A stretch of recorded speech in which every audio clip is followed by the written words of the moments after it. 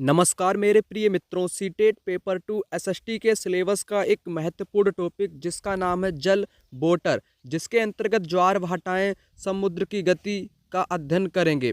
ठीक है ना। और गर्म ठंडी जलधाराओं का भी अध्ययन करेंगे, जहां से पेपर में हमेशा ही क्वेश्चन पूछे जाते हैं। 2 से 3 नंबर इस वीडियो के माध्यम से आपके पक्के हो जाएंगे। और मैं सारी जानकारी नोट्स से कराऊंगा और पूछे गए सभी क्वेश्चन को भी कराऊंगा। ठीक है ना। तो यहाँ पर सबसे पहले जल वाले चैप्टर को ख़त्म कर लेते हैं। और जितने भी नए मित्र पहली बार वीडियो देख रहे हैं उनको एक छोटी सी जानकारी बता दूं। अगर आप लोग 60 नंबर की पूरी तैयारी करना चाहते हो, इन्हीं नोट्स के माध्यम से आप लोग कर सकते हो, क्योंकि नोट्स में कंप्लीट आपको NCERT history, complete geography, complete polity, SST pedagogy सब कुछ आपको मिलेगा मात्र 199 रुपये में। और यह कंप्लीट नोट्स आप लोग मात्र 5 से 6 दिन में पूरा कर लोगे। ठीक। और नोट्स में पीवाईक्यू क्वेश्चन भी आपको मिलेंगे सभी वर्ष के 2011 से अब तक के। जैसे मैं यह टॉपिक आपको कराऊंगा जहां से पेपर में क्वेश्चन पूछे जाते हैं, और उनसे जुड़े हुए जितने भी पेपर में अब तक क्वेश्चन पूछे गए हैं वे सभी इन्हीं नोट्स में आपको मिल जाएंगे। इसलिए नए मित्र पहली बार देख रहे हैं तो वो लोग इन नोट्स को ले लें। कैसे लेना है? नंबर है आपका 9696400597। इस मोबाइल नंबर पे आप लोग डायरेक्ट कॉल कर सकते हैं या व्हाट्सएप पर मैसेज करके नोट्स को प्राप्त कर सकते हैं। नोट्स का प्राइस 199 रुपये है। ओके, चलिए शुरू करते हैं। तो यहाँ पर मैंने चैप्टर को शुरू कर लिया है। यहाँ पर सबसे पहले आपको महत्वपूर्ण जानकारी बताना चाहूँगा। थलशाला आखिर क्या होती है? थलशाला यह छोटे घर के पौधे रखने का कृत्रिम अहाता, यानी कि जो छोटे घर होते हैं उनमें पौधे रखने का एक कृत्रिम अहाता, जिसको थलशाला के नाम से जाना जाता है। जल दिवस कब मनाया जाता है? विश्व जल दिवस 22 मार्च को मनाया जाता है। लवणता क्या होती है? 1000 ग्राम जल में मौजूद नमक की मात्रा क्या कहलाती है? लवणता कहलाती है। महासागर की औसत लवणता 35 भाग प्रति हजार है। महासागर की औसत लवणता कितनी है? 35 भाग प्रति हजार है। ठीक, आपने लवणता समझ लिया। लवणता का मतलब है कि समुद्र में 1000 ग्राम जल में मौजूद नमक की मात्रा को ही लवणता के नाम से जानेंगे। और सबसे महत्वपूर्ण एक जानकारी रहती है जहां से पेपर में हमेशा क्वेश्चन आया है, मृत सागर क्या है? मृत सागर, डीड सी, मरा हुआ सागर। इजराइल के मृत सागर में 340 ग्राम प्रति लीटर लवणता होती है। तैराक इसमें तैर सकता है क्योंकि नमक की अधिकता इसे सघन बना देती है। यहाँ से पेपर में क्वेश्चन पूछा जाता है कि मृत सागर में तैराक क्यों तैर सकते हैं? क्योंकि इसमें लवण अधिक होता है, नमक की मात्रा अधिक होती है, जो कि समुद्र को सघन बना देती है, इसलिए तैराक इसमें तैर सकते हैं मृत सागर में। पेपर में यहाँ से क्वेश्चन डायरेक्ट पूछा गया है, अभी आपको करा दूंगा। ठीक। उसके बाद महासागर की गतियां देखो, तरंगे होती हैं, ज्वार भाटा होती हैं और धाराएं होती हैं। ये 3 गति यहाँ पर महत्वपूर्ण बताई गई हैं जो पेपर में अक्सर आया करती हैं। महासागर की गतियां कितनी हैं? 3 है। पहली है तरंग, दूसरी है ज्वार भाटा, तीसरी है धारा। हम इन तीनों का ही अध्ययन यहाँ पर करने वाले हैं। तरंगे, वेव, जब समुद्री सतह पर पवन बहती है तब तरंगे उत्पन्न होती हैं। जितनी तेज पवन बहती है तरंगे भी उतनी बड़ी होती हैं। पवन से इसका संबंध है तरंग का। जितनी तेज पवन बहेगी उतनी बड़ी तरंगे उत्पन्न होंगी महासागर में। उसके बाद यहाँ पर बताया गया है, जब महासागर सतह पर जल लगातार उठता और गिरता रहता है तो उसे तरंगे कहते हैं। ऊपर उठता रहता है जल, है ना, लगातार सतह पर, समुद्र की सतह पर, तो उसको तरंग बोलते हैं। तूफान में तेज वायु चलने पर विशाल तरंगे उत्पन्न होती हैं।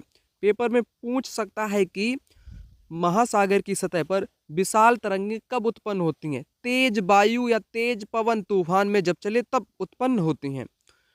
उसके बाद सुनामी या पोताश्रय तरंग, ये नाम है, सुनामी या पोताश्रय तरंग।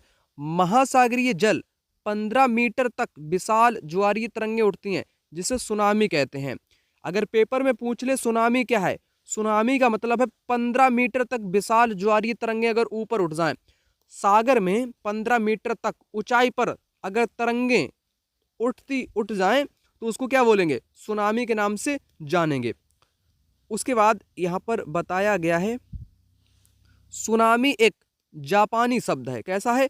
सुनामी जापानी भाषा का एक शब्द है जिसका अर्थ पोताश्रय तरंगे, क्योंकि सुनामी आने पर पोताश्रय नष्ट हो जाते हैं। सुनामी जब आती है महासागर में तो पोताश्रय क्या होते हैं, नष्ट हो जाते हैं, है ना।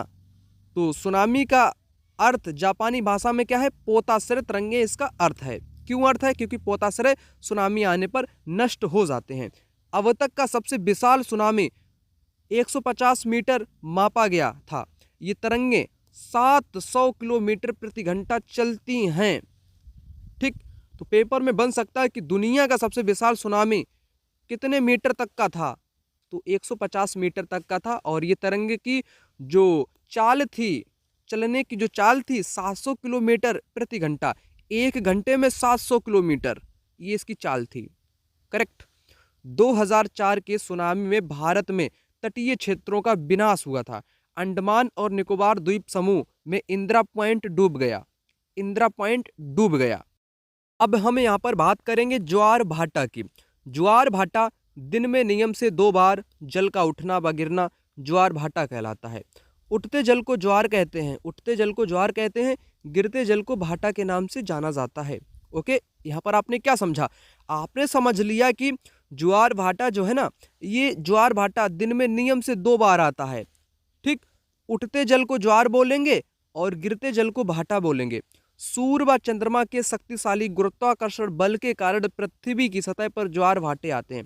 ज्वार भाटे किस कारण से आते हैं, शक्तिशाली गुरुत्वाकर्षण बल के कारण आते हैं, सूर्य व चंद्रमा के बीच वाले बल के कारण। ये याद रखना पॉइंट, पेपर में बहुत बार आया हुआ है। उसके बाद ज्वार भाटे 2 प्रकार के यहाँ पर बताए गए हैं, एक छोटा एक बड़ा। तो बड़े की मैं बात कर लेता हूँ, बृहद ज्वार भाटा। ठीक, बृहद ज्वार भाटा जब पृथ्वी पर जल चंद्रमा के निकट होता है, चंद्रमा के निकट जब जल होता है उस समय चंद्रमा के गुरुत्वाकर्षण बल से जल अभिकर्षित होता है, जिसके कारण उच्च ज्वार आते हैं। कैसे ज्वार आते हैं, उच्च ज्वार आते हैं, बड़े ज्वार आते हैं। ठीक, कब आते हैं, जल का चंद्रमा के निकट होना, ठीक है ना। तो उस समय चंद्रमा के गुरुत्वाकर्षण बल से जल अभिकर्षित होता है तो बड़े ज्वार आते हैं, उच्च ज्वार आते हैं। पूर्णिमा व अमावस्या के दिनों में सूर्य चंद्रमा पृथ्वी तीनों एक सीध में होते हैं, इस ज्वार को बृहद ज्वार बोलते हैं। और यह स्थिति दोस्तों पूर्णिमा व अमावस्या के दिन में बनती है, जब सूर्य चंद्रमा पृथ्वी तीनों एक ही सीध में होते हैं, तब बड़े ज्वार आपके देखने को मिलते हैं। जैसे तीनों यहाँ पर मैंने चित्र भी लगाया हुआ है, आप लोग देख पा रहे होंगे, ये तीनों एक सीध में हैं, सूर्य चंद्रमा पृथ्वी, सूर्य पृथ्वी चंद्रमा। ये जब पूर्णिमा या अमावस्या के दिन ये तीनों एक सीध में होते हैं, तब कैसे ज्वार आते हैं, बड़े ज्वार आते हैं। ठीक, बड़े ज्वार आपके आते हैं। और लघु ज्वार चित्र में आपको बता देता हूं, लघु ज्वार कब आते हैं, जब सूर्य पृथ्वी चंद्रमा ये समकोण स्थिति पे होते हैं। कैसी, समकोण स्थिति पे होते हैं। सूर्य भी अपनी तरफ बल लगाता है, चंद्रमा भी अपनी तरफ बल लगाता है, दोनों जब विपरीत बल लगाएंगे तो जल कम उठेगा, यानी कि निम्न ज्वार आएगा, समझे। और ऐसी स्थिति में पृथ्वी बहुत चंद्रमा के निकट होती है, तब जल ज्यादा अविकर्षित होता है, तब उच्च ज्वार आते हैं। ऐसी स्थिति में लघु ज्वार या निम्न ज्वार आते हैं। इतना समझा दिया।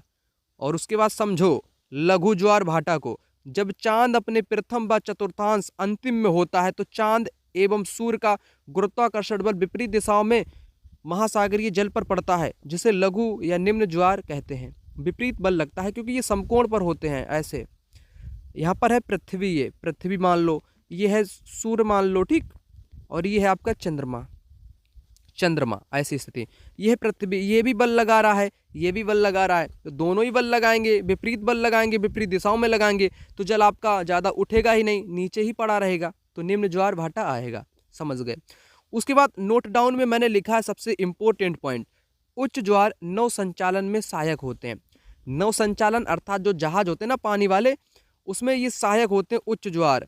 ये जहाज को बंदरगाह तक पहुंचाते हैं। जैसे मान लो ये समुद्र है, ये यहाँ पर ये जहाज है आपका, और इधर से आया झोंका आपका, उच्च ज्वार आया, इधर से आ रहा है उच्च ज्वार तेजी से, तो ये जहाज ना तेज गति से आगे बढ़ेगा ना, तो नौ संचालन में सहायक होता है, ये बंदरगाह तक जल्दी से पहुंचा देते हैं। उच्च ज्वार मछली पकड़ने में भी मदद करता है, मछलियां निकट आ जाती हैं, तट पे आ जाती हैं मछलियां आपकी उच्च ज्वार में। ज्वार भाटे से विद्युत उत्पन्न किया जाता है, ये भी पॉइंट है। उसके बाद महासागर की धाराओं को भी जान लेते हैं। गर्म धारा होती है और ठंडी धारा होती है, ये बहुत बहुत इंपॉर्टेंट है, लोग कंफ्यूज हो जाते हैं, कंफ्यूजन आपका दूर कर दूंगा मैं। ठीक, तो जितना अभी तक मैंने ज्वार भाटा कराया, उसके बाद धाराओं को कराऊंगा, तब तक मैं आपको क्वेश्चन करा दूं, तब तक मैं आपको क्वेश्चन करा दूं। दिन में 2 बार नियम से महासागरीय जल का उठना गिरना क्या कहलाता है? ज्वार भाटा कहलाता है। ठीक, उसके बाद महासागरीय जल के लगातार उठने व गिरने की घटना को हम लोग क्या कहते हैं? ज्वार भाटा कहते हैं। उसके बाद ये स्थिति देखो, पेपर में क्वेश्चन आया है कि सूर्य, पृथ्वी, चंद्रमा की स्थिति को ध्यान से देखिए और यह क्या दर्शाता है। यह पृथ्वी, यह चंद्रमा, चंद्रमा भी बल अपनी तरफ लगा रहा है, सूर्य भी अपनी तरफ बल लगा रहा है, दोनों बल लगाएंगे तो ऐसी स्थिति में निम्न ज्वार आएंगे, बिल्कुल कमतर ज्वार आएंगे, निम्न निम्न ज्वार, या जिसको लघु ज्वार भी बोल सकते हैं। ठीक, बृहद ज्वार कब आएंगे? बृहद आएंगे जब तीनों एक ही सीध में हो और चंद्रमा निकट हो समुद्र के या पृथ्वी के। उसके बाद ये वाला क्वेश्चन देख लो आप लोग, पूर्णिमा एवं अमावस्या के दिनों में सबसे ऊंचे ज्वार उठते हैं, करेक्ट बात कही गई है। सूर्य, चंद्रमा एवं पृथ्वी एक सीध में होते हैं, सूर्य एवं चंद्रमा के शक्तिशाली गुरुत्वाकर्षण बल के कारण ऊंचे ज्वार आते हैं। दोनों आपके कैसे हो जाएंगे? एकदम करेक्ट हो जाएंगे। उसके बाद जो उच्च ज्वार के बारे में यहाँ पर पूछा गया है, उच्च ज्वार के बारे में, उच्च ज्वार नौ संचालन में सहायक होते हैं, करेक्ट, क्योंकि ये बंदरगाह तक पहुंचाते हैं। उच्च ज्वार मछली पकड़ने में भी सहायक होते हैं, क्योंकि मछलियां तट के नजदीक आ जाती हैं। दोनों कैसे हो जाएंगे? बिल्कुल करेक्ट आपके यहाँ पर हो जाएंगे। ठीक है ना। अब ठंडी धाराओं और गर्म धाराओं की मैं बात कर लूँ, फिर ये वाला टॉपिक हो जाएगा आपका द एंड। मैं यहाँ पर था, आपको धाराओं को बताने वाला था। सबसे पहले आपको बताना चाहूँगा गर्म जल धारा आखिर क्या होती है। गर्म धारा भूमध्य रेखा के निकट उत्पन्न होती है, ध्रुवों की ओर प्रवाहित होती है, लेब्राडोर ठंडी है, जबकि गल्फ स्ट्रीम गर्म धारा है। आपने यहाँ पर क्या समझा? आपने समझा गर्म धारा को। उसके बाद मैं आपको बताऊँ ठंडी धारा। ठंडी धाराएं ध्रुवों या उच्च अक्षांशों से उष्णकटिबंधीय या निम्न अक्षांशों की ओर प्रवाहित होती हैं। यहाँ पर दोनों को मैंने आपको बताया, लेकिन आप लोग अच्छे से समझ नहीं पाए होंगे, तो उसको यहाँ पर आपको समझाने का प्रयास करता हूँ। सबसे पहले मैं यहाँ पर एक चित्र बना लेता हूँ इस प्रकार का।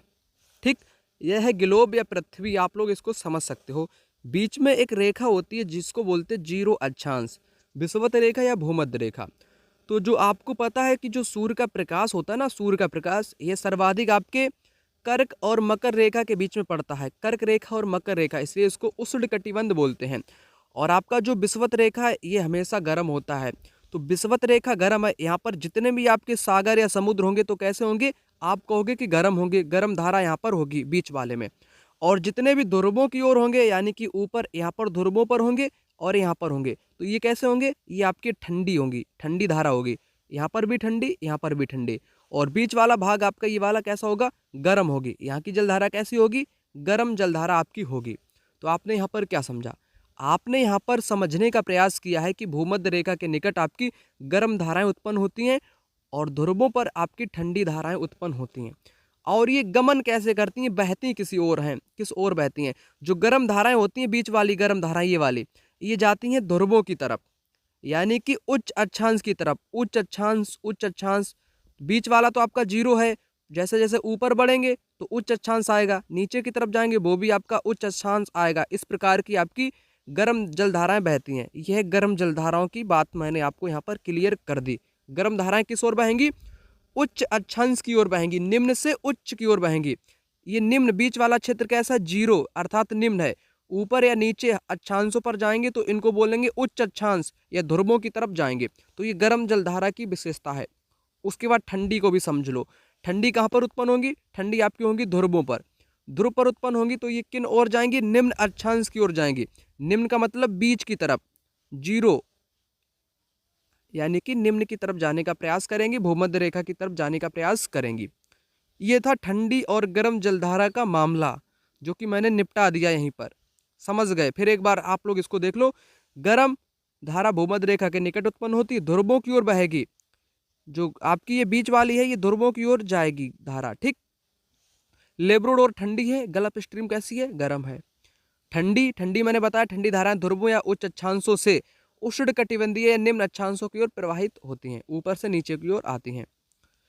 अब देखो नोट डाउन में मैंने लिखा जिस स्थान पर गर्म व ठंडी धाराएं मिलती हैं वह स्थान विश्व भर में सर्वोत्तम मत्स्य क्षेत्र माना जाता है। मछलियां सर्वाधिक पाई जाती हैं। जैसे जापान का आसपास का क्षेत्र हो गया, उत्तर अमेरिका का पूर्वी तट हो गया, यहाँ पर दुनिया की सर्वोत्तम मछलियां पाई जाती हैं। जहाँ गर्म व ठंडी जलधाराएं मिलती हैं वहाँ कुहरे वाला मौसम बनता है जो नौ संचालन में बाधा उत्पन्न करता है। जहाज़ों को दिखाई नहीं पड़ता आगे क्या है मार्ग, क्योंकि वहाँ पर गर्म व ठंडी मिलेंगी तो कोहरा उठेगा, कोहरे वाला मौसम छाया रहेगा, तो वहाँ पर बाधाएं उत्पन्न होती है नौ संचालन के लिए। ये भी पॉइंट है। ठीक, तो सब कुछ मैंने आपको बता दिया। छूटे वाले क्वेश्चन को यहाँ पर कराता हूँ। विश्व के सर्वोत्तम मत्स्य क्षेत्र जहाँ पर गर्म व ठंडी धाराएं मिलती हैं, समझ गए। उसके बाद महासागरीय धाराओं के विषय में कथन है, पढ़ो इसको।